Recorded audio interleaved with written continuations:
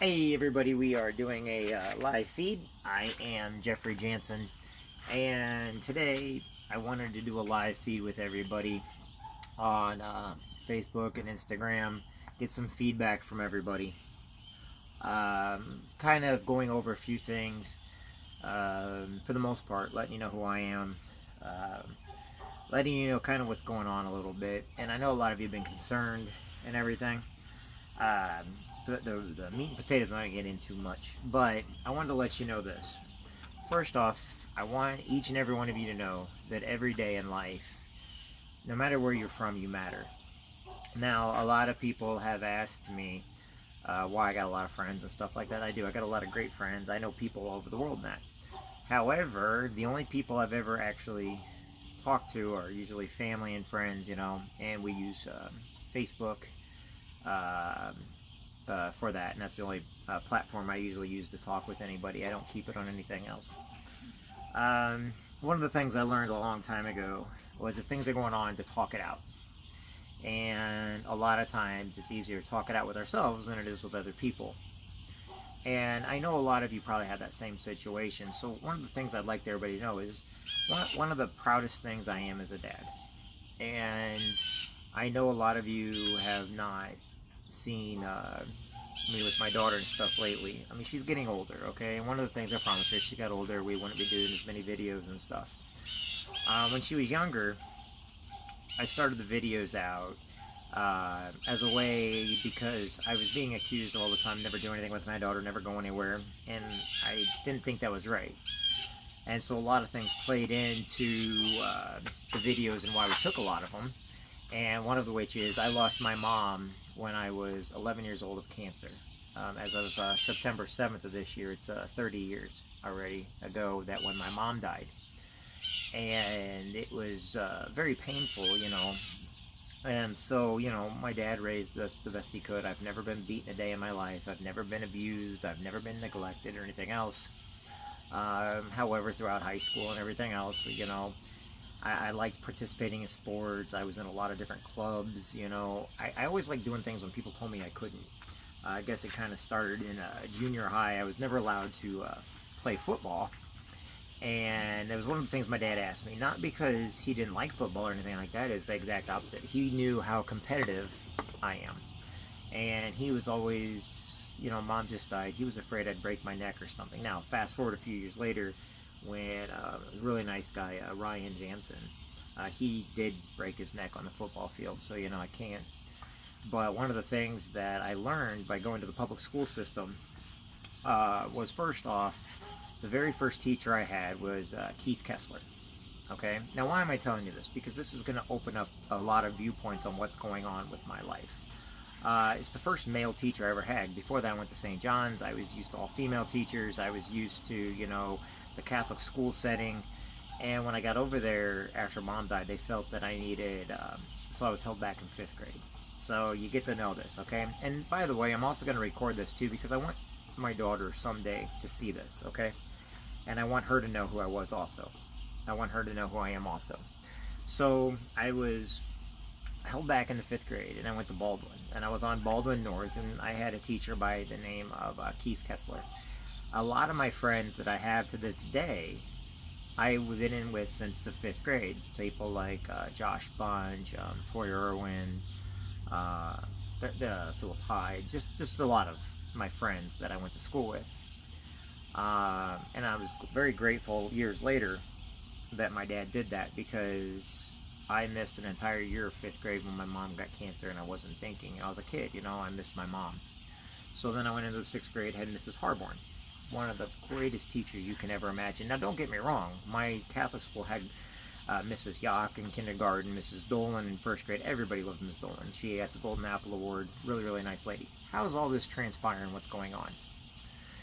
Well, a lot of times, because I dealt with loss at an earlier age, one of the things my mom did, and we traveled all the time, and she took pictures and stuff, but for the most part, a lot of it had to be in memory, because technology wasn't all that great back in the 80s. If anybody remembers, yes, they had cameras. My Aunt Jan probably took more pictures of everybody than anybody I knew. But my mom loved taking pictures. And so because my mom loved taking pictures, I kind of saw what she was doing. And one of the things I learned was all the events and activities that we did, you name it, we did it. We would have pictures and stuff done because my mom wanted to remember us, but she was always on the other side of the camera. And this is the reason why I always tell everybody, you matter. You got to let people know you matter, because you don't know who important in your life is going to one day not be there. And maybe if I share my story, maybe you'll understand about a little bit more. So she took a lot of pictures, and growing up, then I realized in 5th grade I wasn't taking very many pictures. I had a few here and there. Like I said, Annie Bushmeyer was in 5th grade, which I remember because of the Scotties skates and stuff like that. 6th, 7th grade came about, and that's when I started wrestling. And I kind of had to tell my dad, hey, it's not football, and we had Coach Carnop as a wrestling, and I was actually really good at it. I took a lot of my stress, a lot of my pain, a lot of my depression, a lot of my sadness out on the wrestling mat. And then, of course, we got into track and field, cross country, and the different things. I was never really that smart in school, and I really was bored with school. It wasn't that I wasn't smart, I was just bored with school. Because later on in life, I would actually go get my MBA and stuff like that. But in school, I just didn't want to be there. I just had too many other things going on in my mind. But I realized I didn't have very many wrestling pictures, and so then I got into the high school. Really no pictures in high school, too much, of maybe a few that are around there. And then when I joined the Marine Corps, I became the historian. And my company, my 2nd Battalion, 8th Marines, Echo Company, we were 2nd Platoon, and anybody can tell you, I became the historian. I started taking pictures and stuff of everything that everybody did, and I started taking video. I had a video camera. And no matter where we're at in the world, I was videotaping, I was taking pictures, I was documenting everything.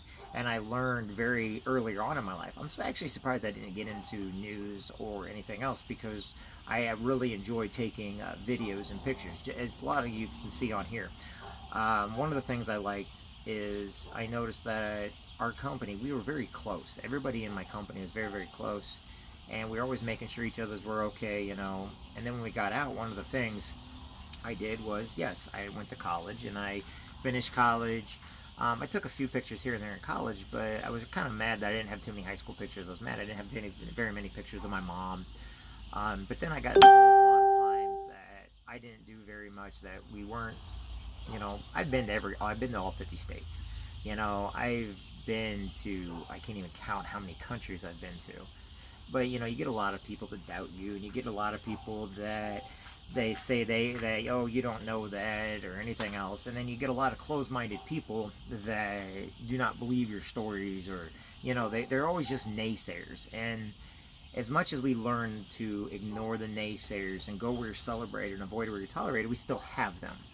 And, growing up, my family, one side was a very loving family, the other side was loving, but there was a few in there that, they weren't the most positive. They weren't the most, I became a problem, I was like, oh, he's so much energy, oh my God, he's never going to amount to anything. He's going to be a bullet sponge, he's never going to graduate. He's never going to amount to anything. And man, I had to prove them wrong. And that's what I did. I was proving them wrong. But it was funny because the couple of my biggest supporters were my grandmas, my grandpas, my dad, my uncles, and several of my aunts. And then on the Jansen side, they're quiet, but they were always supportive of me. But I had the few aunts and uncles, there was just maybe 1 or 2 of them that were just so negative on me. But it's funny because with everybody being great to me, they're the ones that always stood out. And I always felt I had something to prove, knowing that I didn't. But then when I told them, like one of a story I told my aunts one time, I was like, oh, because I saw it on a channel about the world's longest burning light bulb, which is at a fire department. I can't tell you where it's at right now, but it never went out. It's still glowing to this day. It's still going. And, I got told I exaggerated. It didn't matter what I said. She just made me feel like I was the dumbest person in the world. And I don't want anybody ever to feel like that. But for some reason, she was the one that was around all the time. The one that makes you feel the worst is the one that's around all the time. It's like, oh my God, I got all kinds of cousins, aunts, and uncles that are awesome. And I'm around the one that, even though she's a good person, she makes me feel like I'm the biggest pile of crap in the world. And it just made me push harder to not be around that person.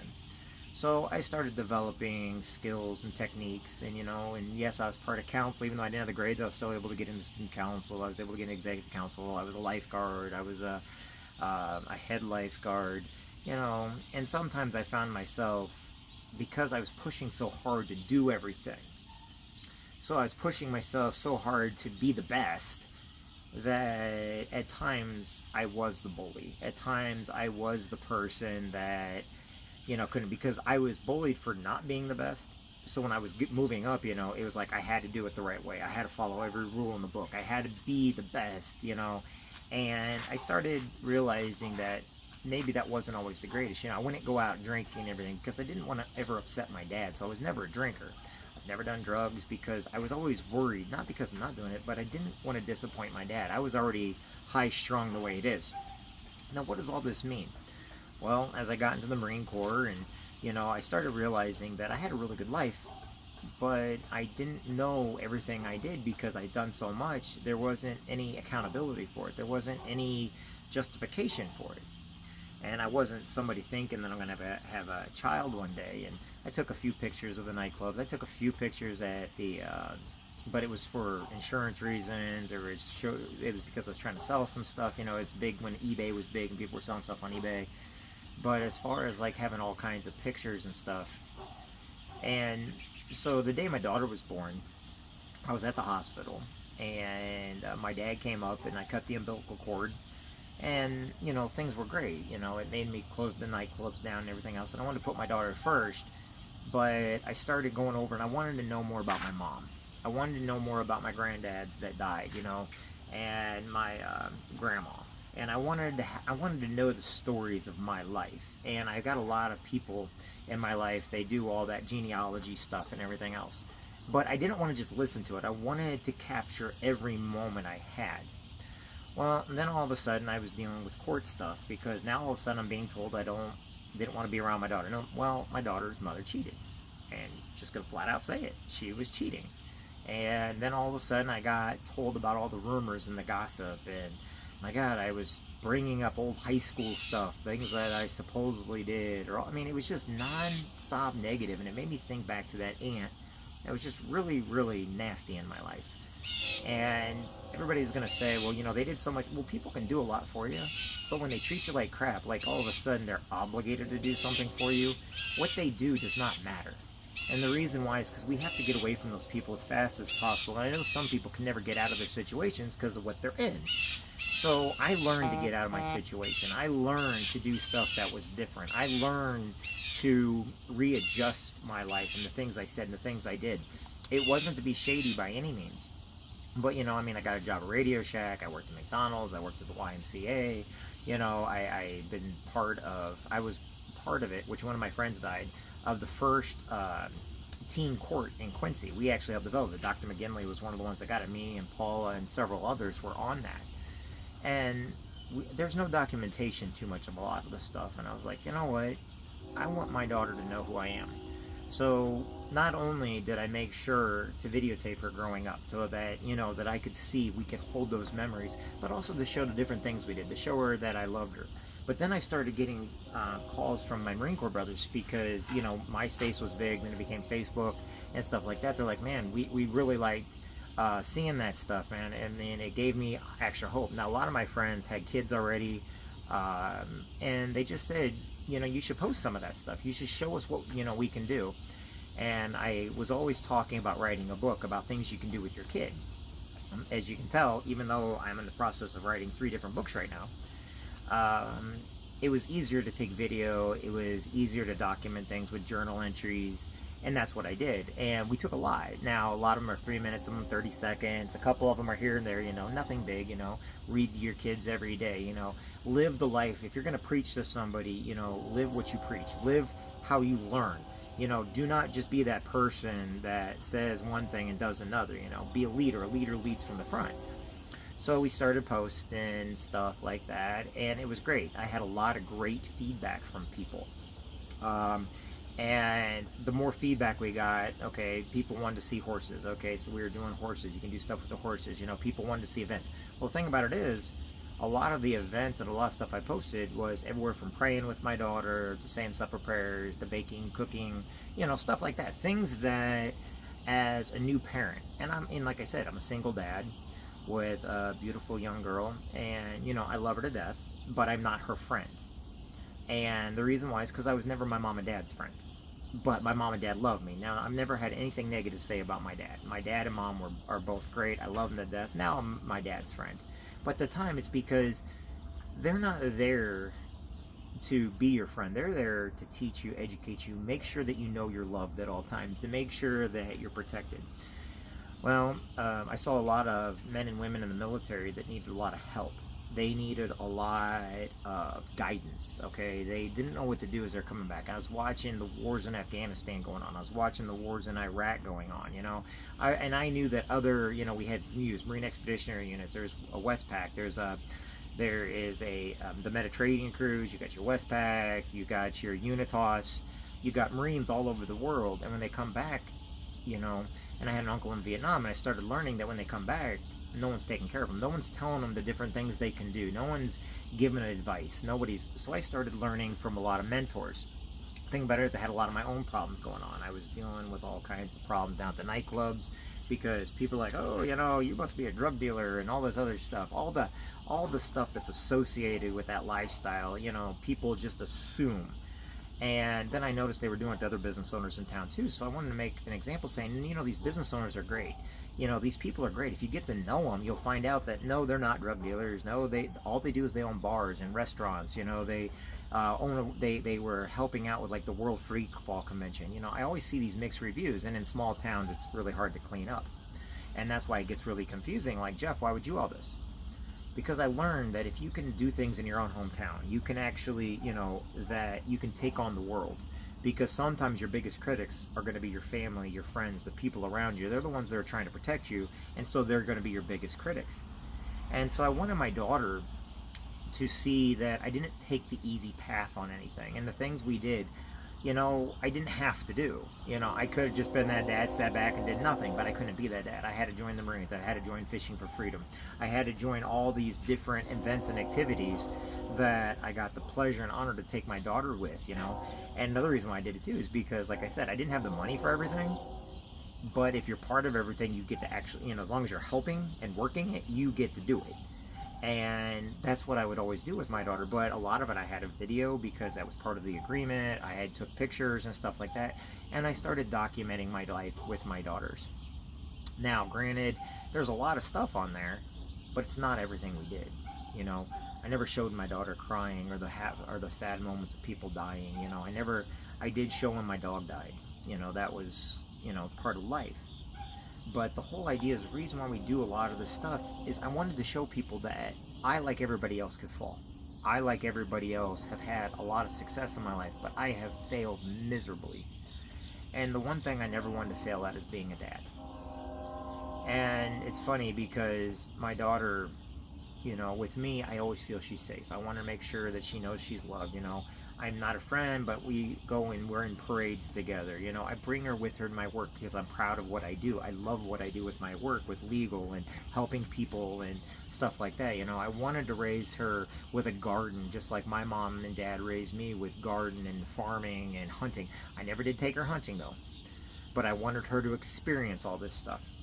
I wanted my Marine Corps brothers and sisters to see what was going on so they could see and maybe give them a little hope. Then I realized that people were coming to me with depression, and they were coming to me saying, hey, that really uplifted me. Hey, you baking with your daughter, that's fun. You've got so much energy. And it just made me want to do more because they were actually getting in a better mood. They weren't perverts or pedophiles or any of that kind of crap. What they were is just men and women. Now, was there people on some of the, yeah, you know what, they got reported. I reported every single one of them if anybody got stupid because I am very protective of my daughter. I am very. But you know what? I then go on to YouTube and I see this and I see kids that are doing some of the most, and it's like, no, and I'd report all those also. The stuff we did from book reading to events to rock climbing to, you know, just the different things that we did, I put on there. And later on, it was because there were things I had to use in court because I was being told that we don't do anything, you know, just the lies of a parent. You know, being told I don't do anything. Well, that's fine and dandy, but I don't care what the court system is. I wanted people to know what we do so they can do it also. I was going to write a book about everything we did, and I took videos and stuff so that I could write that book, and I am writing that book, believe it or not. I'm also, like I told you, right now we're doing 3 books. and I am actually writing all the books, and like I said, I am putting everything in. But I learned that videos and talking to people makes a better difference. It makes a bigger deal. And as I'm writing the books aren't probably going to make very much, but I'm going to put them out there. But you know what? I also see that people, they can see me physically doing it. They know the different countries I've been to. They know the different Marines that I know. They know who some of the best friends in the world I have, you know. Like everywhere from one of the greatest teams I've created with the Legal Shield, the business that I do with Legal Shield and my team. You know, I'm the Common of the Marine Corps League. You know, all these different things I've done. I've taught kids in the water and swimming my entire life. Why? Because I felt that I could be a big brother or a big sister to somebody, because the YMCA had these programs. And I saw kids that didn't have much. And I knew I was raised, and so this was when I was in high school. You know, I was like, you know what? I could be a better person. You know, I can be there for some people. And then when I became a dad, that's what I always wanted to be, is somebody that could be there for his daughter, somebody that could love unconditionally, be, you know, never give up on my daughter, never give up on anything. And I knew I was going to make mistakes, you know, and that's the reason why I do a lot of the videos, is because we make mistakes, we fall down. And I, of all people, am harder on myself than I am anybody else, and that's the way we always are. We're always harder on ourselves than anybody else. But then I see people, they get the wrong idea. They only get part of a story. They only get part of a reality check. I got my friends on here that watch everything I say or do. I also have my identity theft, making sure nobody puts anything negative or nasty on any of my social media platforms. But the whole idea is some people only get part of a story. And my story is this. The more we can do for each other, the more we can get out, the more we feel better.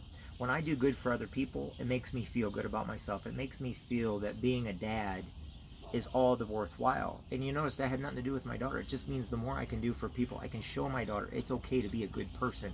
It's okay to cry. It's okay to let your guard down, you know. I've got friends that were abused, and I have other friends that committed suicide because, like my friend Adam, when he committed suicide, okay, I just talked to him, and he wasn't military, but he committed suicide because his entire life he got bullied. And he was my friend. He's probably one of the funniest guys I know, but I know a lot of what he did was a show because he felt he was bullied. And when I found out that he killed himself over at the vet's home, you know, it broke my heart. I got a friend on here that in high school, I wasn't nice to her from 6th grade on up because I didn't want to be made fun of. So I treated her like crap. And I had to apologize to her because I didn't mean it. As a kid, I did not mean to be the bully. But I was bullied too. You know, I was on a bus and, you know, I was called white boy. My grandma and grandpa lived in a part of town, and that's where I went and got on the bus every day. You know, I was subject to racism. I was subject to people, but you know what? I didn't let it get to me. Instead, I took control. I took charge. Granted, I probably shouldn't have taken charge in some of the ways I did, but nobody got hurt. And now to this day, I got some of my best friends who was never a bully to me, but like Junior, my buddy Junior, and Matt Stump, you know, all the Matts, and, you know, some of the greatest people I know who I'm friends with to this day rode that bus with me. But the bullies, you know where they're at right now? The ones that really were the bullies, the ones that really didn't, they're in jail for the rest of their lives, or they're dead because of their actions, the things that they did, the things they said. They never get out of that idea of being a bully. That's also why I love my hometown, is I realized growing up I could have been a lot worse. And sometimes we look at our hometowns as being a lot worse. But I wanted my daughter to know that no matter where she goes, she can be friends with anybody and everybody. Pen pals, stuff like that. There's always these different ideas we run across. We don't always do them, and we always don't have them. But I always wanted her to know that no matter what, she's in charge of her life. She is in charge of what goes on. And if I become the problem, then I should not be part of it. If I am not a solution to a problem because I am looked at as the bad guy, then I'm doing more harm than good. And nothing I say makes a difference if I myself cannot recognize if I am the problem. And being a parent, sometimes we have to keep asking ourselves that.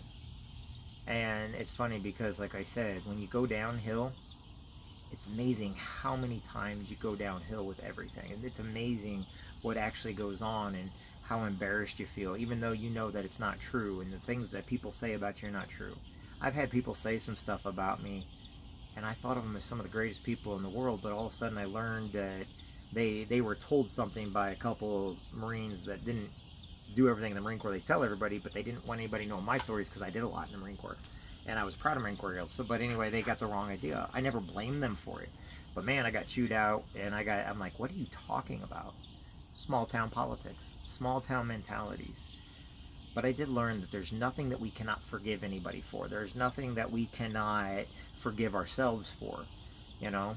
But on the other hand, when we're protecting our kids, we also have to teach them to stand up for themselves. We have to teach them the difference between right and wrong, okay? We have to teach them that we need to turn off the news because anything can become violent and anything can become bad. But we watch movies now with our kids that years ago that were rated R that our parents would never let us watch, but now it's okay with our kids because we've been desensitized. But the thing about it is, we always must still remain parents. Getting back to my original thing that I was trying to tell you about. So growing up with everything I've done, I did want to have a documentary, and I did want to have a way of showing my daughter all the different things we did. I did put stuff out there to help people, you know.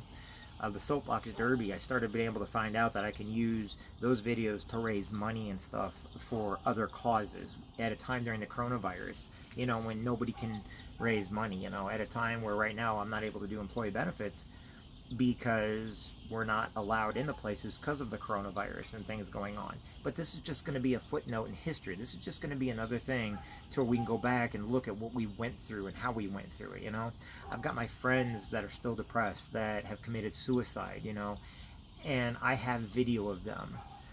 When my grandma died, my daughter was the last person to see my grandma alive. And before I took a couple pictures before we left the room. It's before I got big into taking videos and pictures. But she's always going to have that, knowing that, you know, my grandma was able to say something to my daughter that means the world to me, you know.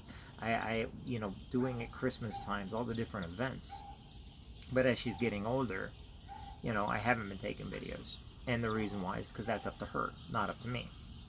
Because as she's getting older, I give her more authority. I give her more control of her life. I'm always going to be her dad, but she's in charge of her life, and I taught her the rights and wrongs on the internet. I teach her the do's and do nots.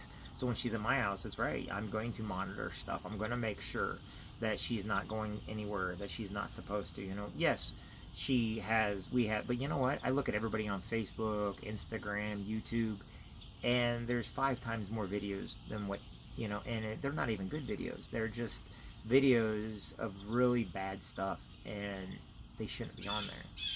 But, you know, somebody can ask me, but I don't judge them because I don't want them judging me. My videos are to help people, to inspire people, to give people ideas, to make people laugh, to make people happy, to show people energy. Believe it or not, that energy I have, that everybody sees in the parades and everything else, it's fun when it's there, but there's a reason for it. And I had to do something different in order to maintain so that we could put big vehicles in the parades, so that we could keep giving candy to kids, you know, so that we could keep inspiring more people, you know. When I go down to Hannibal, you know, we're now invited to all these different parades because it's an energy thing. It's an energy level. You know, the more people that get excited, the more it makes me excited. The more we get up there and going, the more I get up and going. And I want my daughter to see that the energy you put in is the energy you get back. Now, why am I worried so much about my daughter? Because she is my daughter. Just like your kids are your kids. And I watch, you guys are doing a magnificent job. Some of you guys, I know you're single parents. And I know nobody's told you yet, but you're doing a great job. And I comment on it. I make sure you know that.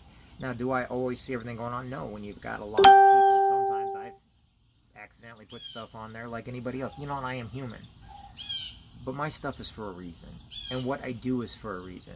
It's not to embarrass anybody. It's not to belittle anybody. My thing is to let you know that you matter. And you matter. And I let my daughter know that she matters. Because one day she's going to see it. But I put all kinds of videos up from, you know, Carolina Reapers to winning a contest of the world. You know, we won the Wing Fest last time, you know, and we gave the credit to Big Brother Barbecue.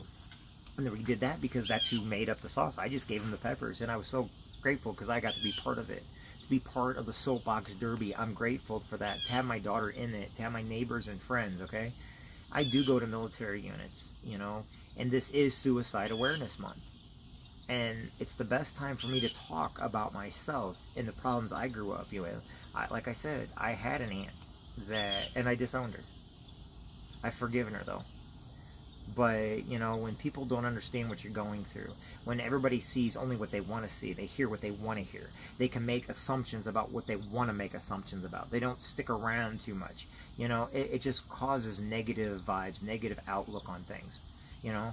But when I'm on stage talking to people, when I'm up there, you know, motivating people, when I'm in the parades, or when I'm at a show, you know, or when we're trying to show the public and become awareness to different things, you know, it's when I try to do my best, because I know it's the difference of somebody being depressed and somebody being happy, somebody taking their life and somebody loving their life. It's the difference between a parent giving up on their kids and a parent fighting for kids. It's a difference of, can I show that I can get along? Yes. It's a difference in, can I take the higher road? Yes, I can. Do I always? No, I do not. Am I human? Yes, I am. But, you know, I also tell people, you know, I grew up where police officers and sheriffs are heroes. They really are, and I get that. But you know what? If they only get part of a story, then they don't know the whole thing. You know, I've been accused of ever being straight, to being gay, to liking old women, to young women. I'm like, really, people? All because nobody knows what I'm around, and it doesn't matter. Because I have friends that are gay, I have friends that are straight, I have friends that are bisexual, and I protect them and I stick up for them. They also know that I got certain viewpoints. I got friends that are Democrats, I got friends that are Republicans, I got Marines that are Democrats, I got Marines that are Republicans that are brothers and sisters of mine, and I love them to death because they're important. I also have friends that I served in the military with that have lived all over the world, okay? You know, I've got a large Hispanic family from the military that I served with, but people also don't know that I served in the Army first. Now, what does this have to do with anything? It has to do with this. You know, the things I got mad about. My church closing at St. John's. I was upset about that. Why? Because they let everybody know in the newspaper. And religion's a big part of my life. God is a big part of my life. Church is there for all of us to do. But religion was always a big part of my life. Do I ever follow it? Not all the time, you know. I don't drink. I don't smoke, you know, I've never done drugs, but I have friends that have and do, and I know the reasons why they did. People do not see me. I'm not against marijuana. I'm actually for it. I'd rather them take marijuana than have something from the big pharmaceutical companies that causes depression, anxiety, that causes them to be worse instead of better. You know, I've got friends that, you know, I tried my best to help them get off meth. You know, a couple Marines I know, you know, I didn't know that when they got out, that's what they went to. And I actually went to them and I tried to help them. And they're some of my best friends. Whether or not I helped them or not, I don't know. It's a very highly addictive drug. You know, but we do the best we can. Those aren't the videos you see because other people's lives are no one's business. And anymore that, you know, with my daughter, unless she wants it on there, it's nobody else's business either. I'm proud of my daughter. I'm proud of my neighbors. I'm proud of my friends. And I consider all my neighbors as family. But a lot of people don't understand that when you're fighting an uphill battle all the time, you've got to do the things that work. And like I said, you got to get around people that celebrate you, not people that tolerate you. You have to learn to forgive and let go. You know, granted, my grammar sucks. My spelling sucks. I get that, and I know people always correct me on it. But at least I'm doing something. I'm putting something out there. I'm trying to make a name, not for myself, but for the people out there. They need a little encouragement. They need a little push. They need a little emphasis. And like I tell everybody else, you never know when someone's going to take their life. You never know when someone's just going to give up. You never know when people are at their breaking point. And if you want to know, yes, I've been at my breaking point. There have been times in my life that I thought that the world would be better off without me. There are times in my life to where I've said something to my friends or whatever else because I just felt like I couldn't. But because of everything I've done, I always push I always go that little extra distance because it's muscle memory. And then I'm like, wow, within the heat of the moment to feel that way of being so depressed, so down and out, and then to have friends and family come and protect you and making sure you're okay, it makes you want to do the same. We had the Marine Corps Elite meeting the other day and I flat out said, reach out to people. You know, kindness and communication are the two things that will reach people. People are not going to reach out. I did a segment on suicide with KHQA because the gentleman over there, he's such a great guy. You know, last name Hyde. You know, he's always, you know, I met him and all of a sudden it's like, hey Jeff, what's going on? You know, I see him in a parade. I run up and give him a quick hug, you know. Believe it or not, I'm a hugger. I like to make sure my friends hug. And I like them to know that they matter. And the reason why is sometimes that physical touch can actually be the difference in somebody doing something stupid and somebody like, oh wow, somebody cares about me. So I make sure my friends know I care about them. I apologize to those that I was bullied with, and I meant it. I didn't just apologize because I needed to apologize. I did it because I know I've been the bullied before, but I don't believe in this anti-bullying crap. Okay, I really don't, because I've been the bully. I have been the person that had to make the tough calls, the tough decisions, and that's okay. And right now, the toughest call right now is to show people, who are the true heroes in life. Who am I teaching my daughter that are heroes? School teachers are heroes. Sheriffs are heroes. Police officers are heroes. Okay, nurses are heroes. Truck drivers are heroes. Military is heroes. All these people, all my neighbors are heroes. I watch how great they are with their kids. Factory workers are heroes, and that's what I go on about all the time. Because, like I said, in my life, I've had both ways. No one's life is simple. No one's life is either black or white. Everybody is gray. Everybody's in the middle. We call it green. And if I can help just one person, it's funny because even this here, just telling you a little bit, I'll have all kinds of negative stuff. There's those people out there. They live off the drama. They live off negative. They live off trying to make your life a living hell. I stayed single when my daughter was born because I wanted to give her the time with myself and with my dad and with my family and friends. And I didn't want to have random people come into her life. Now she's older now. And so things are different. But at one time, that's what was important, is that I had a part of my daughter's life, that she knew that I was there for her. And she knew that I wouldn't do anything, that I'd always be there for her no matter what. And in case you're wondering, I haven't talked to her since April. And it's a battle I'm fighting right now. And it has caused me a lot of depression because, like I said, people, in order to get their way, they lie, cheat, and steal. And I will never do that because I am trying to be a positive influence on my daughter. But I'm also trying to show others, if you stay the course, it'll all work out in the end. If you stay the course, as long as you do not lie to yourself or lie to others, you can accomplish anything. I always tell people, if you're causing drama, yet you have skeletons in your closet, then you probably shouldn't be causing drama. The best example is really just he without sin will cast the first stone. And it makes a lot of sense because everybody's got sin. Everybody's made mistakes. Everybody has problems. Everybody has done something at some point in life that they feel that was not right or ethical. Whatever that is, that's up to them. Everybody's different. But for the most part, we're human. I'm human. I fight tooth and nail for my daughter because I love her with my entire heart. And I did my best to get along with her mom and her little sister, who I think the world of also. But in reality, sometimes people can't think any more than themselves. They cannot put themselves to where they come second. They put themselves out there. And with the corona and having to stay away from already, it's a lot harder right now. And it's very hard for me not to see my daughter right now. And be told stuff and all that, and to be told I don't want to see her, that's not the case. I love my daughter. She's everything to me. But on the other hand, she is getting older now. She's turning into a young lady, and she entered her teenage years. And I hope one day she sees everything I did, and she can go back over and see it the way I saw it.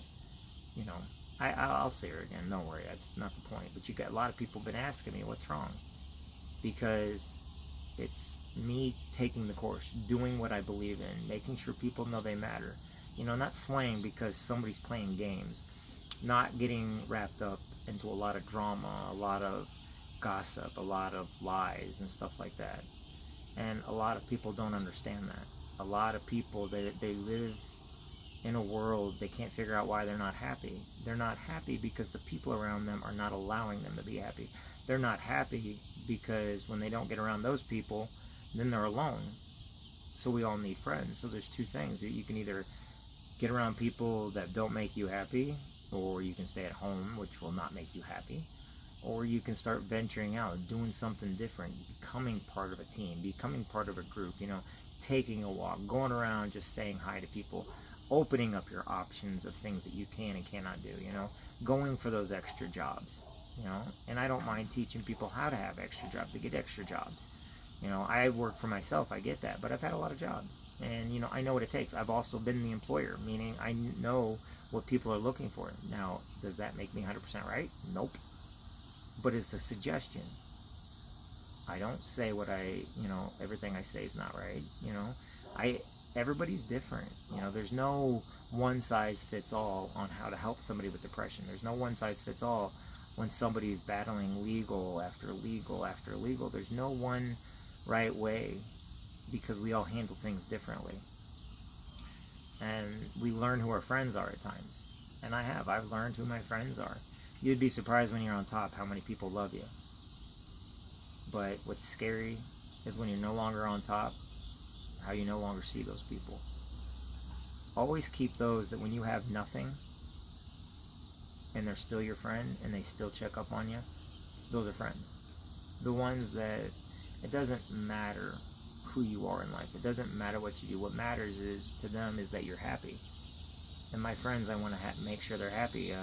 I try to always, every couple times a year, I put on there different people, and I say why they're great, how they're great, and I reach out, not for any more than because I care about them, and I care about each and every one of you that's watching this. But caring and strength, are the same thing. Caring about people makes you strong, because you're no longer in it for yourself. You're no longer by yourself. So many people have so many demons, so many secrets, that the reason why they're so alone is because they cannot let other people know about their demons. They can't let other people know about the secrets in their life, because if they do, they're going to be judged. What they don't know is they're already going to be judged. And you'll actually get to find out who you like and who you're friends with and who you're not. I got a buddy of mine whose dad got in a wreck the other day.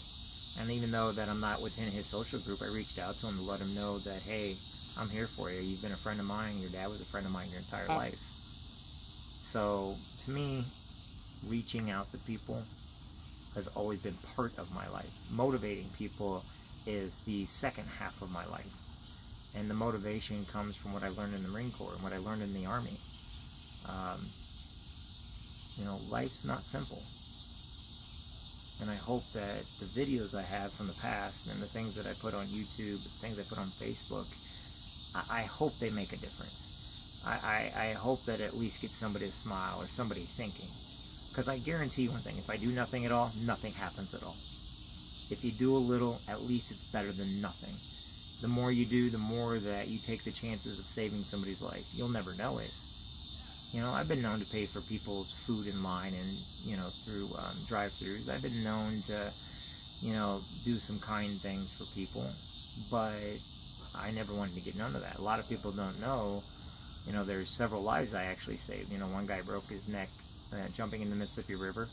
I gave his family, the kids, all the credit for it because I didn't want to see them sad because of a family member that broke their neck. A lot of people don't know that there was a bad accident in Hannibal once, and I pulled some people out of the wreckage, put my sweatshirt on them, I gave them, cleaned up the blood, helped out until the paramedics got there. That's just a few things I've done. But I don't want credit for that stuff because I did that out of the kindness of my heart, because I did that because at the time somebody needed me. At the time, I didn't ask, or I didn't need to tell everybody what happened. And it's a learning experience, because the things you do that you tell nobody about that offers kindness are more important than all the grand gestures in the world.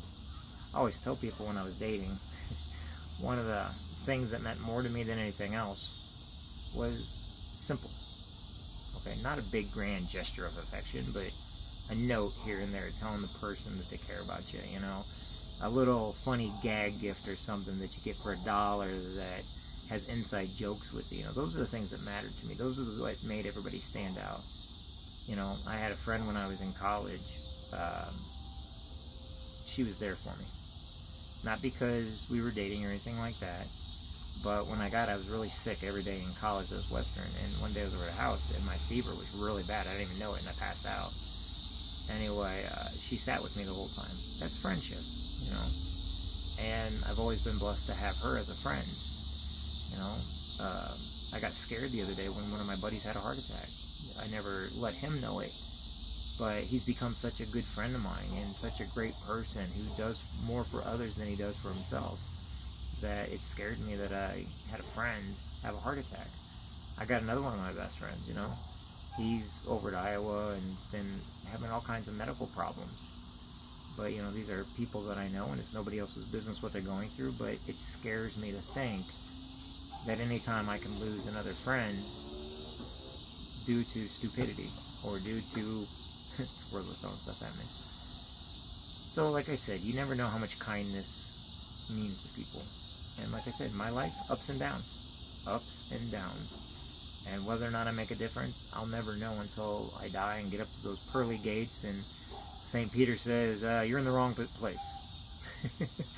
So, you know, I have to go down to hell, but the devil has a restraining order against me. So where do you go? You go to purgatory. No, I'm kidding. But this year's been hard for a lot of people. And I'm hoping that when I get these books written, maybe I can be an inspiration to people. I can matter to somebody. But I'll never know. But if I know for a fact it won't matter to anybody if I do nothing. You know, and I think on my feet. You know, I do things differently than everybody else. Why? Because if things worked, everybody would be doing them. And since they're not doing them, it means we have to keep coming up with new ways of doing things. You know, today I had about 8 different truckers call me out. Just because they needed a friend. Just because they needed to let me know that they're going through some stuff and they just needed to know that somebody cared about them. And I do. I guess that's my family for you. Never leave anybody out. But if you think that you got problems, everybody in life has problems. Everybody has those family members that you just look at like, really? You're not alone. And I'm hoping my story shows that never give up. You are not alone. And you know what? My life is just getting started. Alright, squirrels, knock it off. You know, and like I said, I'm just getting started with my life. I am just now coming to grips with the fact that, you know, I never want to grow up. But through trial and error, somehow I'm here. And I still have bad days. But we all do. And like I said, right now I am going through court stuff. I am fighting tooth and nail for my daughter. I am doing whatever it takes. But sometimes people take it a different way. They don't see positive. They only can see the negative. It's like those pictures they put online. Say, what's the first thing you see? And you think it's something perverted, but it's actually not. It's kind of how my life is, I guess. But I'm not going anywhere. At least not yet. At least not yet. Because I got a lot of good I still have to do, and so do you. And if I can dig down deep to know that I matter, I'm hoping that it gives you enough strength to dig down deep knowing that you matter. You know, if I've ever done anything wrong to people out there, you know, I really am truly sorry. You know, but sometimes life, there's nothing we can do about it. Life is just that. On the other hand, some people think their world's the only world out there. But like I said, do the right thing for the right reason. Help those that need help. Mr. Kessler, Keith Kessler helped me when I got to 5th grade. I was so sad about my mom. I was so depressed about my mom. But he helped me. And that's also the same year I met Dr. McGinley. It's funny because 5th grade, you never knew how much of an influence you're going to have. And, you know, I used to help Dr. McGinley with his muscular dystrophy in the swimming pools and everything. And pretty much we stayed in contact since 5th grade. And, you know, a couple years ago, his brain was just as smart and brilliant as ever, but his body failed him. And I lost a friend that was one of my motivators. We didn't always see eye to eye, but he always respected my viewpoints and I respected his. And so, like I said, you don't always have to see eye to eye with people. And if you ever need anything, give me a call. Because you matter, you're important, and I just need you to know that. Because that's what it's about. And like I said, one day, I hope my daughter looks back on all this and says, huh, we really did do a lot together. And I hope other people can see it and give them inspiration or motivation to do more. To do more with their kids, to do more with their wives, to do more with their husbands, to do more with their domestic partners, And that's all I can do.